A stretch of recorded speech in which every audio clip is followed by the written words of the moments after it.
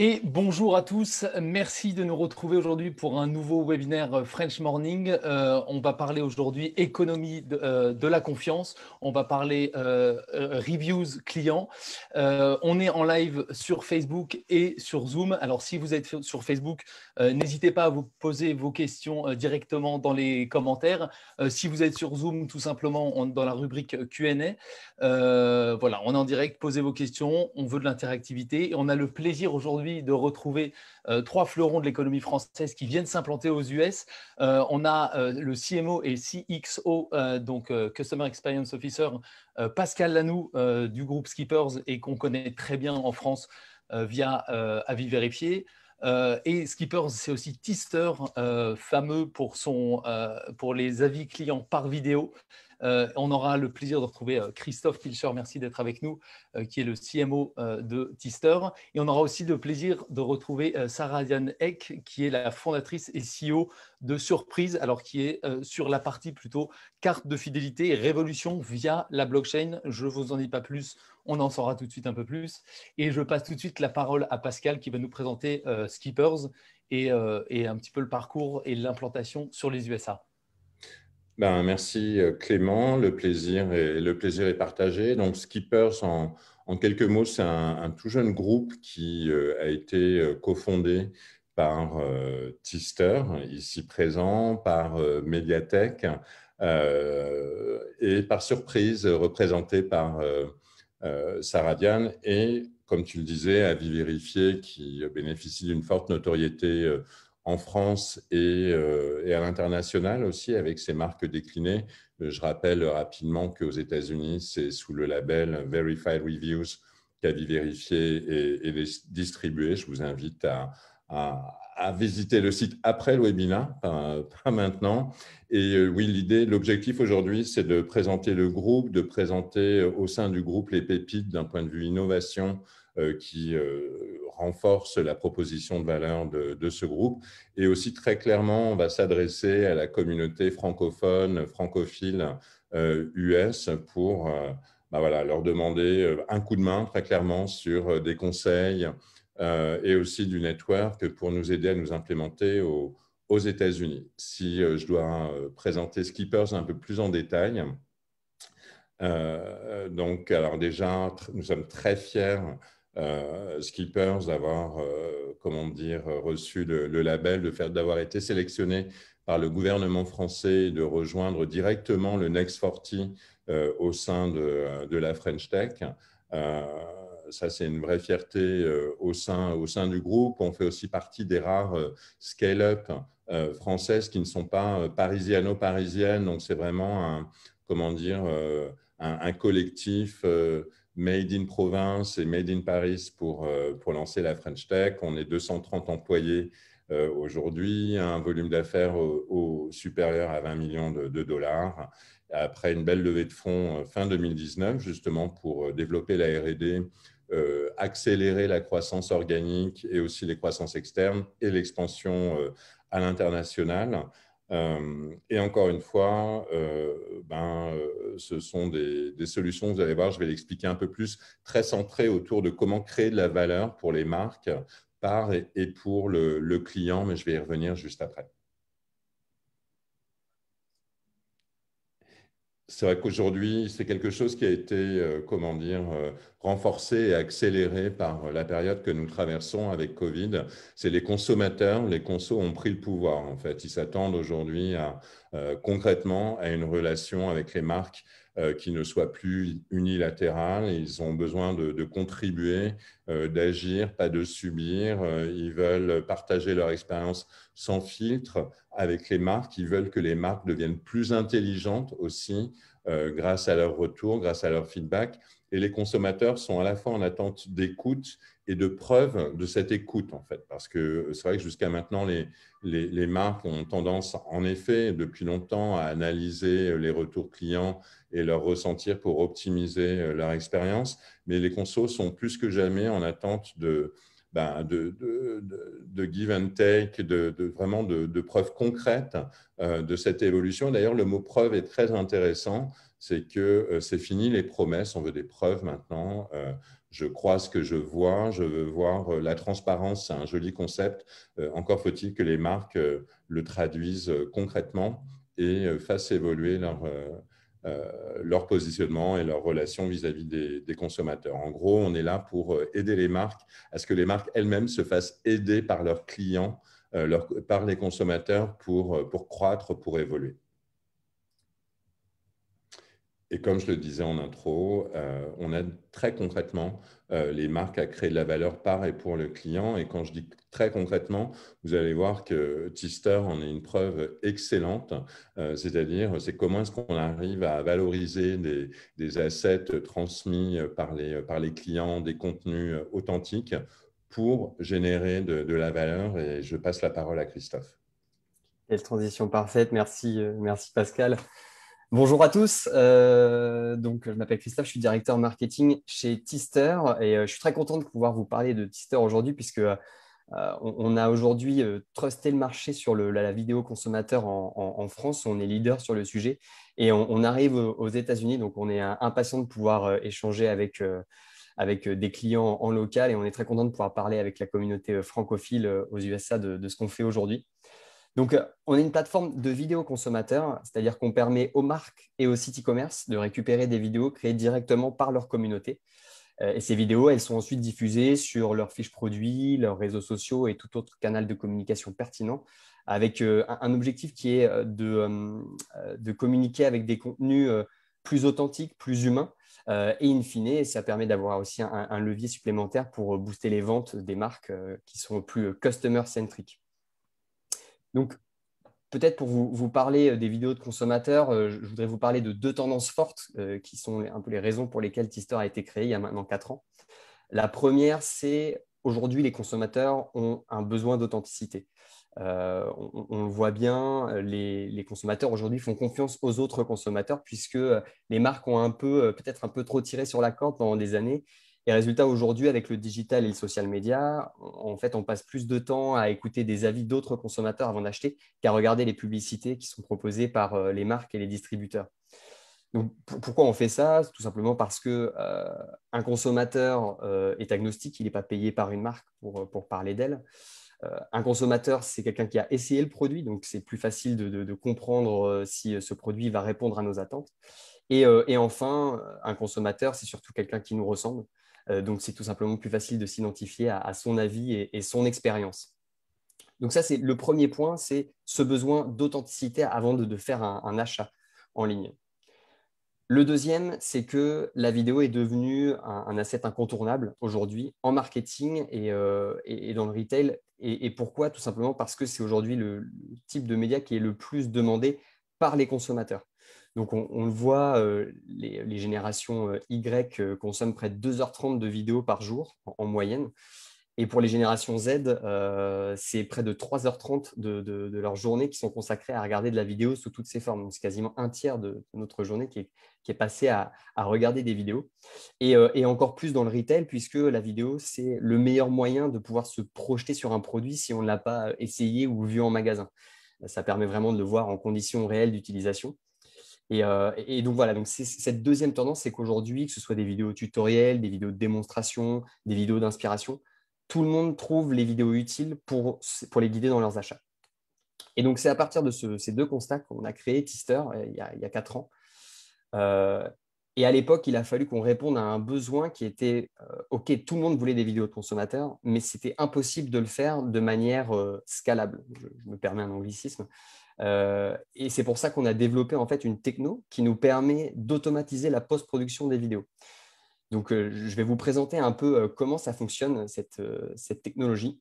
Aujourd'hui, en fait, avec ce qu'on propose, on est capable d'identifier les bons consommateurs pour faire les bonnes vidéos, de les engager facilement dans la création de vidéos.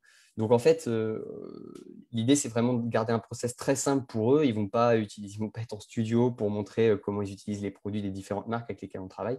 Tout est enregistré via leur smartphone. Et ensuite, ils ont juste à uploader ces vidéos sur notre plateforme. Et là, ça passe chez nous donc, sur cette troisième étape qui est l'optimisation. Donc, on optimise automatiquement toutes ces vidéos. Donc, il va y avoir un montage, on va rajouter de la musique, on va rajouter des sous-titres, on va récupérer les droits de diffusion pour les marques. Tout ça est entièrement automatisé chez nous. Ensuite, on a des solutions de diffusion qui permettent de diffuser ces vidéos, donc, comme je le disais, sur les fiches produits, sur les réseaux sociaux et tout autre canal de communication pertinent pour les marques et distributeurs avec lesquels on travaille. Et en bout de chaîne, évidemment, et c'est très important, on vient analyser l'impact de ces vidéos et le ROI de chaque vidéo sur le business pour nos clients. Donc, nos solutions, je vais les passer en revue très rapidement, mais pour que vous compreniez ce qu'on fait concrètement, on a des solutions de création vidéo et des solutions de diffusion vidéo. Sur les solutions de création, on en a deux qui sont complémentaires. Donc, une qui s'appelle Up and Cast, diminutif de Upload and Broadcast. Et le principe ici, c'est de venir engager tous les clients en post-achat. Donc, si par exemple, j'ai acheté un produit sur le site de Decathlon, je vais recevoir un email à J+5. Merci Christophe pour votre achat. Vous pouvez désormais partager votre avis en vidéo. Et là, je vais pouvoir rentrer dans le process que je vais vous présenter après pour pouvoir faire ma vidéo et partager mon expérience avec la marque et leurs produits. Donc, la première, c'est Up and Cast qui est en post-achat. Et la deuxième, c'est Video Creator Platform. Et là, l'idée, c'est de venir identifier en amont des pools d'ambassadeurs pour les marques et les distributeurs. Et ensuite, ces ambassadeurs ont accès à des plateformes sur lesquelles ils peuvent recevoir des produits ou tester des produits qu'ils ont déjà. Et encore une fois, partager leur expérience en vidéo. Donc, voilà pour les deux solutions de création vidéo. Et on a également développé des solutions de diffusion vidéo, puisque l'objectif, c'était de maximiser l'impact de ces vidéos pour nos clients. Donc, dedans, on en a 4. La première, c'est un player vidéo qui a été pensé et conçu pour le e-commerce, donc qui présente des fonctionnalités de add to basket, de chapitrage automatique, et qui permet aussi de s'intégrer sur, par exemple, un site e-commerce. C'est toujours plus sympa d'avoir un player aux couleurs de sa marque qu'un player YouTube sur un site e-commerce. Donc, c'était aussi pour qu'il y ait une réelle continuité dans l'expérience de marque sur les sites de nos clients. La deuxième qui est sortie en tout début d'année, c'est Spread, donc qui permet tout simplement de diffuser toutes les vidéos qui sont créées sur social media au bon format et optimisées pour générer notamment de l'engagement, puisque c'est en générant de l'engagement que les vidéos vont avoir plus de visibilité et que derrière, les marques vont pouvoir générer davantage de trafic ou de ventes pour leurs produits. La troisième, qui est une galerie de shopping vidéo. Donc là, l'idée, en fait, ce qu'on a voulu faire, c'est vraiment venir réinventer la manière d'acheter. Comme aujourd'hui, on peut acheter sur un site e-commerce, on va plutôt être sur un modèle de search et de fiches produits. Là, l'idée, c'est de vraiment pouvoir explorer l'ensemble du catalogue d'une marque à travers les vidéos qui sont créées par sa communauté. Donc, on va pouvoir regarder les vidéos, les partager, interagir avec et évidemment ajouter à son panier si jamais les vidéos ont donné envie d'acheter le produit en question. Et la dernière, qui est un outil de diffusion notamment sur YouTube. Évidemment, YouTube, il y a de gros enjeux chez les marques et distributeurs pour générer des vues et du trafic vers leur site. Et donc, cette solution, elle permet tout simplement de diffuser les vidéos automatiquement sur les plateformes YouTube avec une optimisation SEO pour générer encore davantage de trafic via YouTube et Google sur le référencement naturel. Voilà sur les solutions de diffusion. Et maintenant, je voulais vous montrer un peu concrètement comment ça marchait. Donc, je vais vous présenter 2-3 exemples de cas clients. Le premier, c'est Decathlon. Decathlon avec lequel on travaille maintenant depuis 1 an sur diverses marques. Donc là, il s'agit de Wedze, leur marque de snowboard. Et Decathlon qui avait identifié qu'ils avaient une communauté super engagée et qui voulait accélérer sur la vidéo, puisque ça faisait vraiment partie de leurs problématiques clés en marketing l'an dernier. Et donc, c'est pour ça qu'ils ont commencé à travailler avec nous. Ils ont mis en place la solution Video Creator Platform dont je vous ai parlé précédemment. Je vais vous montrer rapidement le process pour que vous puissiez comprendre comment ça marche. Donc, dans la solution qui est mise en place, qui est une solution en marque blanche, donc aux couleurs de la marque Decathlon, il y a une première étape où on va aller identifier les créateurs parmi les communautés de clients de Decathlon. Donc, pour ça, on lance tout simplement une campagne de communication sur les réseaux sociaux de la marque, via email, comme vous pouvez le voir sur les exemples ici. L'idée, c'est de pouvoir notifier les clients de la marque et leur dire « Aujourd'hui, vous pouvez désormais partager votre avis en vidéo ». Donc, une fois que cette étape est terminée, on va rediriger vers la plateforme donc, Tister, où là, il va y avoir une première étape de profiling. Donc, Les utilisateurs répondent à un court questionnaire en ligne pour s'assurer qu'ils répondent aux attentes de la marque. Et ils vont également faire un mini casting vidéo, donc 30 secondes pour se présenter. L'idée ici, c'est de vraiment s'assurer que les consommateurs répondent au profil attendu de la marque pour rentrer dans ce club d'ambassadeurs. Et c'est aussi pour identifier les ambassadeurs qui vont être les plus motivés pour faire les vidéos et les plus investis.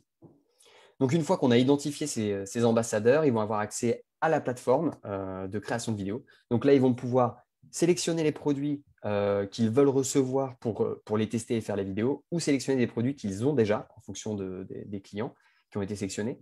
Ils reçoivent les produits et ensuite, ils vont avoir accès à une plateforme de brief et de dépôt. Donc là, l'idée, comme je disais tout à l'heure, c'est qu'on a vraiment simplifié le parcours utilisateur au maximum pour que la création de vidéos soit très facile pour les utilisateurs et aussi pour s'assurer que les vidéos soient pertinentes et utiles pour les autres consommateurs. Je m'explique. Si je suis en train de faire mes achats sur le site de Decathlon et que j'ai identifié un t-shirt qui m'intéresse, je vois une vidéo de consommateur, je clique dessus et le consommateur explique qu'il adore ce t-shirt, c'est sa couleur préférée et qu'il le porte tout le temps. Ça ne va pas apporter beaucoup d'informations au consommateur, au prospect final. Donc, l'idée avec ce brief, c'est on ne va pas dire au consommateur ce qu'il doit raconter, mais on va préciser quand même les éléments qui sont pertinents pour pouvoir aider les autres acheteurs dans leurs achats. Donc, par exemple, le t-shirt est à 50% en laine mérinos, donc c'est très chaud, mais à la fois très respirant, il a été livré en 2 jours par la plateforme, donc ça a été très rapide, que le guide détail est très bien indiqué sur le site. Voilà, tout ça pour mieux cadrer le sujet et rendre les vidéos vraiment intéressantes et utiles pour les autres consommateurs. Une fois ces vidéos terminées, donc ces petits rushs uploadés sur notre plateforme, tout est automatisé en post-production chez nous. Donc, comme je l'expliquais tout à l'heure. Et ensuite, les vidéos sont diffusées donc, sur les différents outils que je vous ai également présentés avant. Pour vous donner un peu un exemple en termes de résultats chez Decathlon, en deux mois, il y a près de 2500 utilisateurs qui se sont inscrits sur la plateforme pour participer au projet. Et pour vous montrer un peu à quoi ça ressemble, voilà un exemple de vidéos qui ont été créées par la marque, par les consommateurs. Est-ce que ça se lance? Voilà. Donc là, on est sur une fiche produit. Et les vidéos sont intégrées donc, ici avec, à côté de la section Histoire de conception. Parfois, elles sont intégrées… Je vais couper avec le son.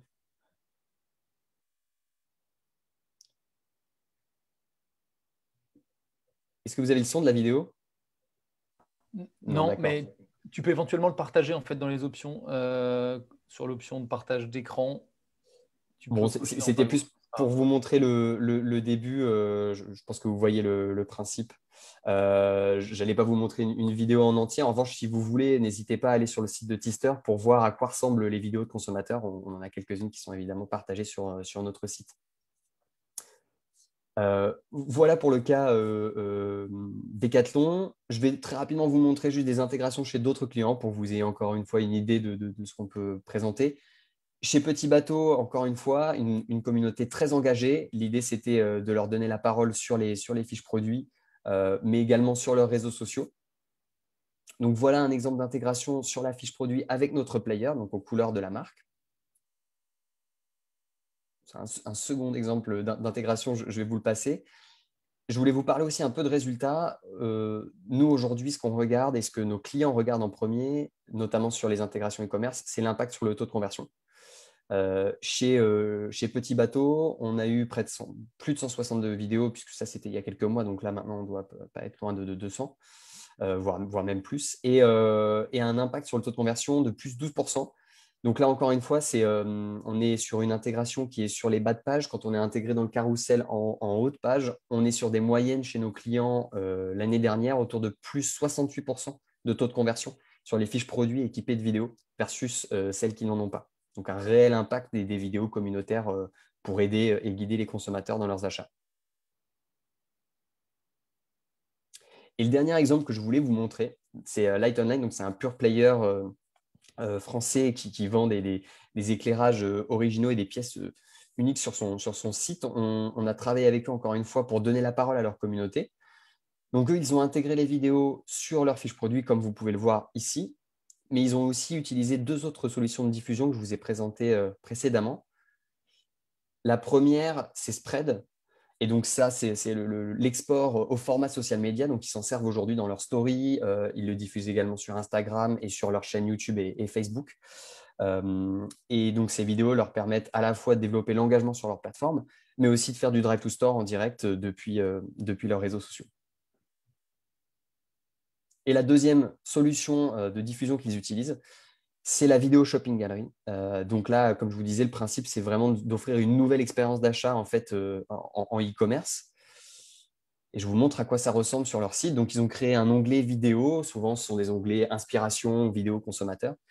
Et dans cet onglet, on peut directement regarder l'ensemble des contenus avec des recommandations de vidéos sur des produits similaires sur la droite et avec différents call to action qui permettent de noter la pertinence de la vidéo, mais aussi et surtout d'ajouter le produit à son panier en un seul clic. En termes de résultats chez Light Online, on est aujourd'hui à plus 20% du taux de conversion sur les fiches produits équipés, avec près de 4000 candidatures en quelques semaines et 50 ambassadeurs recrutés pour faire des vidéos. Donc voilà pour vous donner un peu une idée de ce que font nos clients avec nos solutions. Et voilà, je voulais terminer sur le fait qu'aujourd'hui, on est une technologie unique. On est les seuls aujourd'hui à proposer du user-generated vidéo de manière scalable. Et donc, c'est aussi pour ça qu'on est très impatient d'arriver, de commencer aux États-Unis, puisqu'on a on a des discussions intéressantes avec certains acteurs sur le marché. Et on sait qu'aujourd'hui, il y a un réel besoin auquel on peut venir répondre avec notre solution chez Tister. D'autant qu'aujourd'hui, on travaille avec des marques et des distributeurs dans tous les secteurs, puisque à partir du moment où une marque a un consommateur satisfait, c'est un ambassadeur potentiel pour parler de ses produits. Et même si la vidéo peut paraître complexe, en fin de compte, avec nos solutions, aujourd'hui, il suffit d'avoir un smartphone et de pouvoir parler d'un produit pour pouvoir faire des vidéos qui vont vraiment venir aider les marques à parler de leurs produits de manière différente, plus humaine et plus authentique. Ouais, je me permets d'ajouter un point, Christophe, parce là, on s'adresse à une audience US. C'est aussi certains de vos clients qui utilisent leur vidéo Tister pour enrichir leur fiche produit Amazon, en fait. Euh, et clairement, on voit que l'impact d'une vidéo authentique d'un consommateur sur Amazon, on se rend compte que ça favorise encore plus la conversion qu'une vidéo de marque avec un discours très marketing, parce que c'est un peu le point commun, pareil, avec Là, on est dans des vidéos consommateurs ou quand on prend les avis clients plus classiques de verified reviews ou avis vérifiés, c'est que souvent les consommateurs évoquent des points qui sont importants pour eux, là où les marques ont ont une vraie difficulté en fait à sortir d'un discours marketing et à évoquer des attributs du produit qui sont réellement importants pour le client. Mais l'impact sur Amazon, si l'audience, je pense, y sera sensible, puisqu'on se parle de personnes basées aux US ou en tout cas en relation forte avec les États-Unis, c'est un point qui est très important. Donc encore une fois, comme je le disais en intro, si vous avez des idées pour notre développement du network, n'hésitez pas parce qu'encore une fois, une solution française comme Tister qui est unique dans sa proposition de valeur, ça mérite un bel essor aux US. Bien, merci beaucoup, merci Christophe. Il y avait une question qui était posée par Stéphane. Alors, évidemment, ça s'applique merveilleusement au retail et e-commerce, mais est-ce qu'il y a peut-être des perspectives de développement sur d'autres pans de l'activité économique?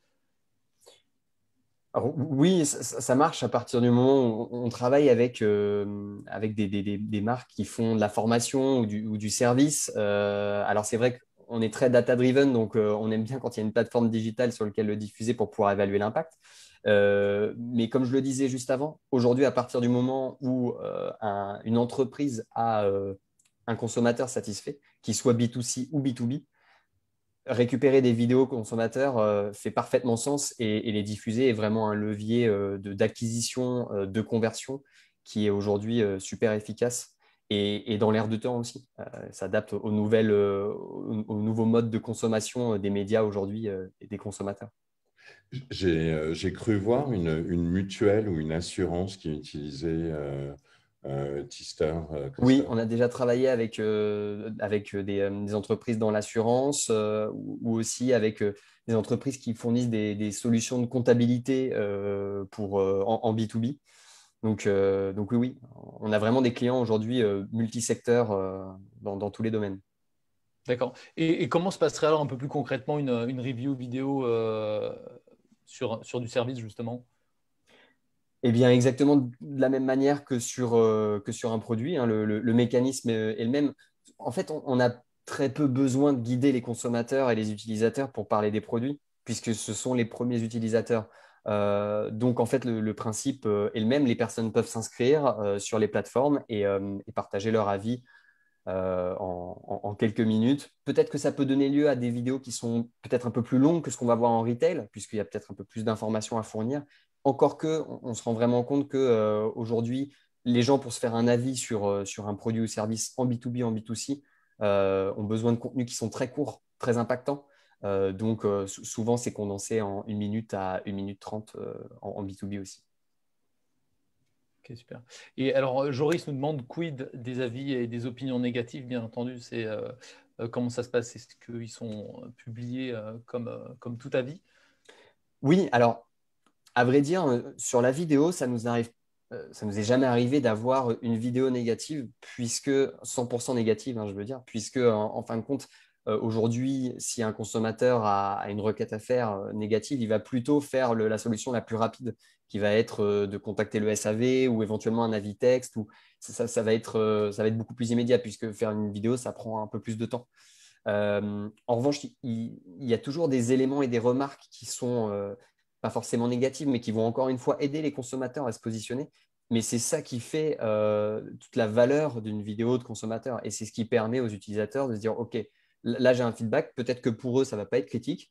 Et si ça l'est, dans ces cas-là, ça leur évite de faire un achat qu'ils vont envoyer au bout de 2 jours. Donc ça permet aussi de réduire le taux d'envoi sur les fiches produits, le taux de retour pardon, sur les fiches produits. Donc voilà, c'est vraiment un cercle vertueux où les consommateurs ont le bon niveau d'information pour prendre leurs décisions en, en- pour prendre leurs décisions avant l'achat.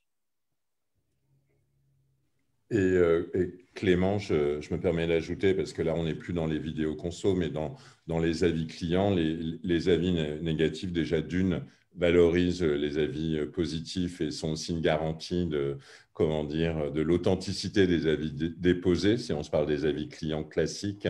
Et surtout, c'est une chance de rebond inestimable pour améliorer ses services et ses produits. Et aussi, ce qu'il faut se dire, ce qui est assez intéressant, c'est que les marques qui ont des avis négatifs, en vrai, favorisent les avis négatifs. C'est-à-dire que les marques qui ne vont pas laisser leurs consommateurs s'exprimer, ben, en fait, elles sont en train de construire dans un terreau favorable pour que leurs clients s'expriment ailleurs sur des plateformes libres de toute vérification. D'ailleurs, on ne sait pas toujours si ce sont vraiment des clients pour s'exprimer de façon négative, parce que les clients insatisfaits, de toute façon, déploieront toujours plus d'énergie que les clients satisfaits pour s'exprimer.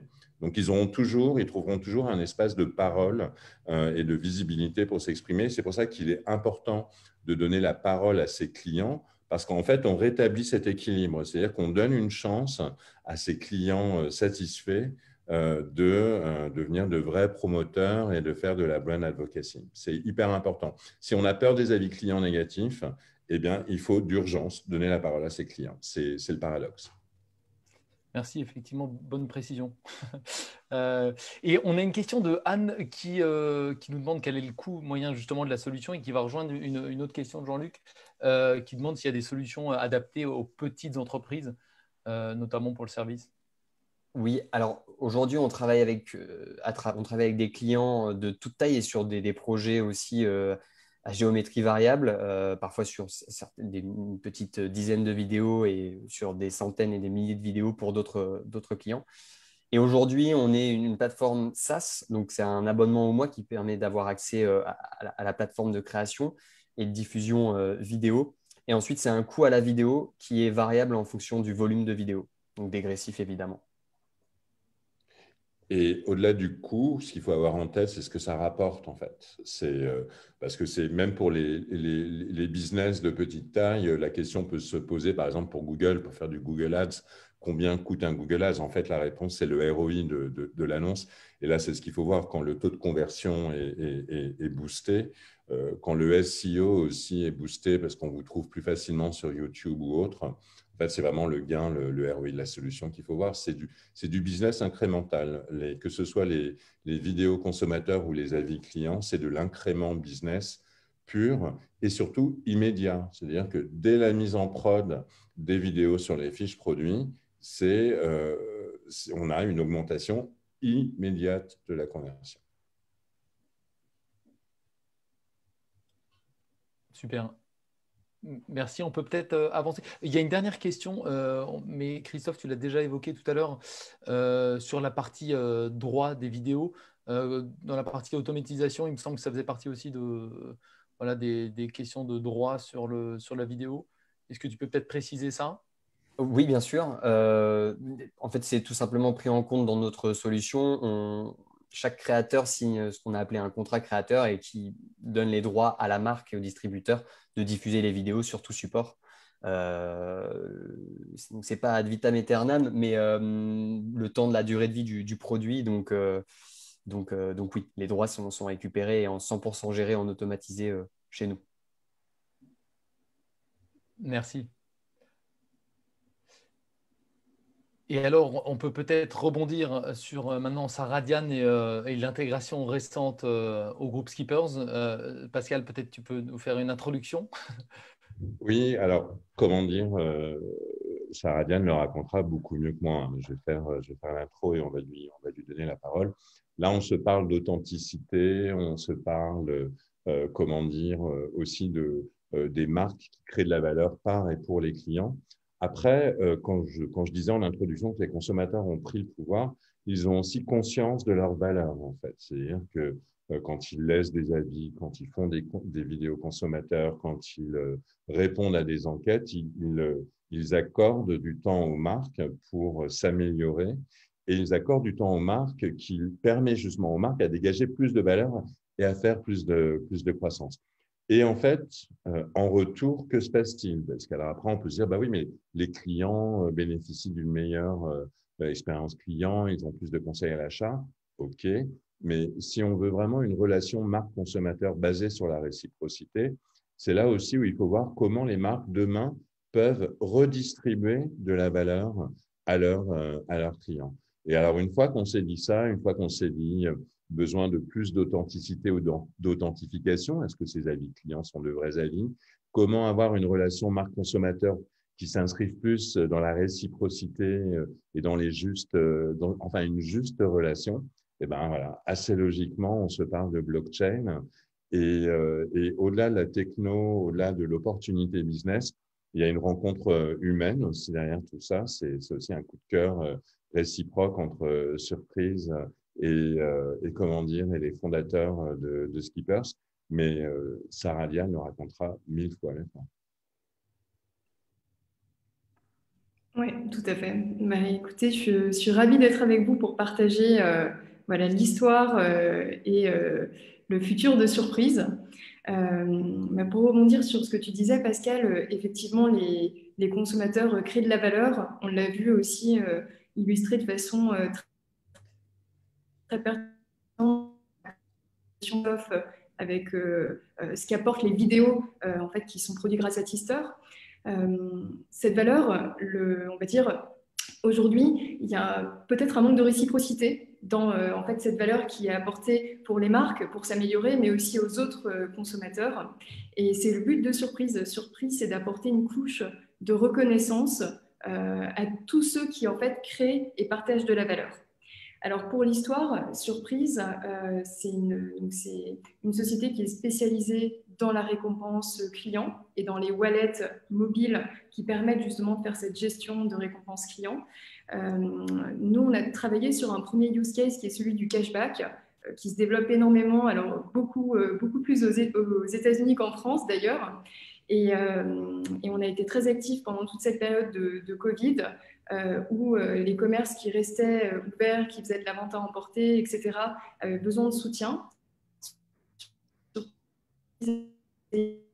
En fait reconnu par l'État comme solution de sortie de crise et a été sélectionné aussi dans le cadre d'un appel à manifestation d'intérêt de la région Île-de-France pour aussi apporter cette notion de reconnaissance. En fait, on va dire à un consommateur, voilà, tu peux consommer local et par cet acte d'achat, c'est un engagement qui fait qu'il va recevoir un cashback.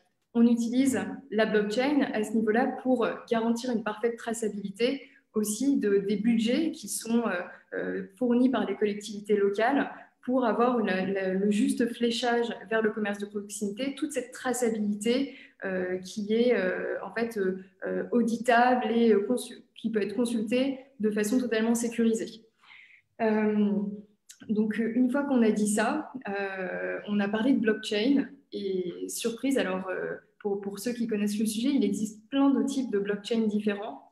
Et nous, en fait, on travaille sur une blockchain qu'on a fondée qui s'appelle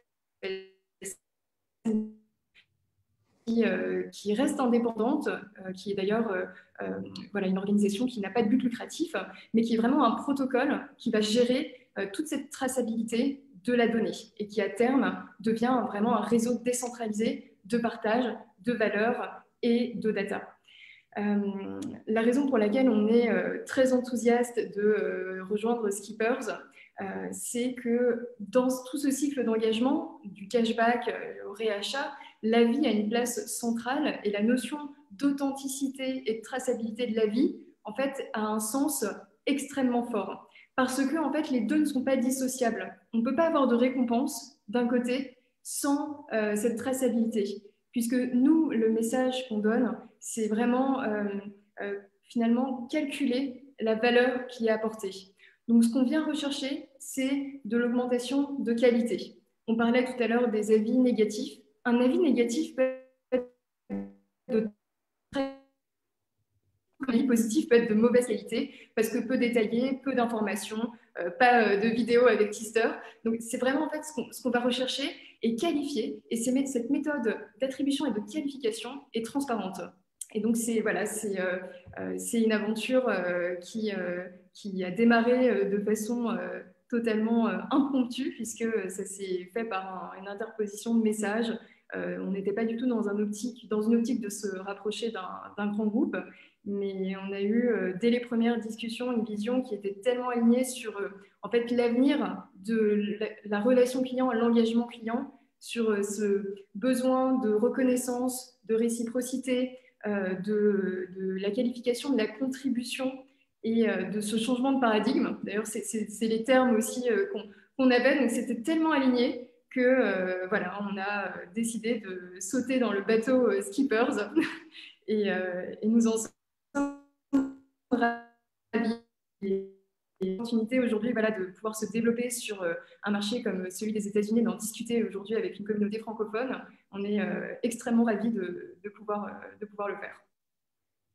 Pascal, est-ce que tu veux que je développe certains points plus que d'autres? C'est vrai que non, mais écoute, voilà, mais en fait, merci Sarah, je ne sers plus à rien, en fait. Voilà, c'est… Mais en tout cas, ça a juste coupé par moment quand tu parlais et tu as soulevé un point qui était très important.